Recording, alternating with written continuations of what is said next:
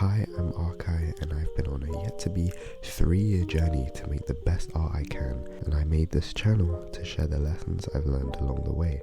In this video, we'll dive into how I use references to develop my art skill. We'll go through why references are important in your art journey and the mistakes and traps I fell into by using them. Now, without further ado, let's jump right in. So, what are references? Well, I'm guessing you clicked on this video because you already have an idea, but here's my definition and perspective on them. Simply put, references are, in art terms, images used for observation, inspiration, and or understanding a subject that you want to draw. But do we need references? After all, it's always been an option to use them in our art rather than an obligation. However, I personally believe that references are a must. That is, if you want to improve your art consistently. But it's always up to you, the artist, and the balance between using and not using references can change. And I'll get to the reason why it's important in a moment. You might have heard the misconception that using references is somehow cheating, and just to be clear, it's far from the truth. In fact, it's quite the opposite. You draw from reference so that you can become better. We as artists use references to understand what something looked like, otherwise our progress will just stagnate. The more you use references, the better you'll be at drawing that specific thing. And that misconception is nothing more than a red herring to throw you off improving. And let's be real, between you and me, people who say that probably aren't good artists or artists at all to begin with. And so, now that we have the reason why we use references out of the way, we can move on to the how. Like I said before, references are used to observe and understand a subject. So I tend to start drawing a very basic version of the reference if I'm trying to copy it directly.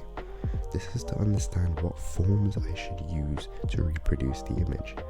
By the way, I've got a video where I go more in depth on form drawing and how I apply it to my art, so if you're interested, I'll link it down below. A key point you should keep in mind while using references is that they are a guide, so when in doubt, use them. Think of a reference as a teacher. When you understand the work, you go ahead and try to figure it out. It's only when you get stuck, when you begin to struggle, that you ask the teacher for help, right? So think of looking at a reference as asking a teacher for help. If you don't understand a question, there's no point sitting there trying to force the information into your brain and trying to make the study look right. Turn to the image and don't guess. When you look at a reference, you're filling in the gaps in your visual library, and with enough practice, you'll learn what the subject looks like from imagination. That's the goal. References are nothing but another form of feedback. Now, here's an example of what I'd do if I was drawing a pose using a reference. I typically start with a circular or oval shape for the head, and how it looks depends on what angle the head is facing. If I'm drawing a front profile, I'll use a circle for the head. For a 3/4 angle, that circle will be a bit stretched out to represent the cranial bones, the round part of the head that doesn't include the jaw. Because if you look at a side profile of a skull, you'll realize it's not really circular. Finally, for side profiles, I'll make the circle more of an oval as the skull's shape is fully exposed. After I've drawn the basic shape of the head, I work my way down based on the line of action, which in a nutshell is the flow or movement that's created by any pose, the direction that the body points towards, and typically dynamic poses create an S or C shape down the body while following the curvature of the spine. I've now decided on how I want the body to look in terms of dynamics, and so I go on to realize my choice, using circular shapes for the torso and pelvis, with the rib cage being drawn more as an oval and the pelvis smaller yet wider. I sometimes use boxes for the torso and pelvis when there's a particularly confusing and difficult angle that I want to draw. The circular shapes normally allow the body to have more movement and look more organic, as it should, which is ideal for gesture drawing, for example. Once I've broken down the body into 3 basic shapes, I then move on to adding lesser important parts of the subject, like the limbs. Once I've done that, I begin to add details and features. So, although poses are a quite specific example, the system I use to draw from reference is the same. Number 1. Observe the reference carefully and look at it from a simplified point of view. Number 2. Break down the reference into very basic shapes to get the overall idea of the composition. And number 3, add details, constantly looking at the reference for guidance on both proportions and positioning.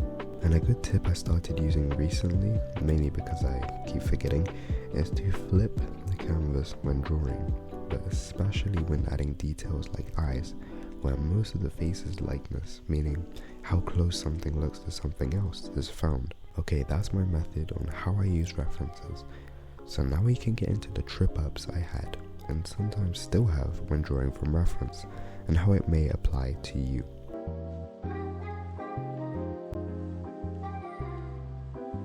Here's a story that should drive the point home. In a recent time in my art journey, I wanted to draw faces, but I wanted accuracy, so I decided on realism. I drew every day. I was searching for photos on Pinterest, and after weeks of trying, I wasn't getting any better, and it took me probably a month or longer to draw one face I somewhat liked. Art felt like a chore.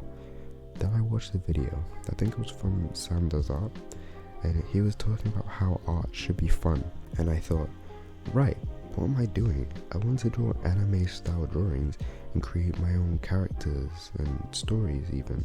And I've been stuck drawing realism for ages now, and not once have I drawn something I've truly liked in the process. There are several lessons you can take away from my experience, but the main thing is that you shouldn't restrict yourself to references. References are helpful, yes.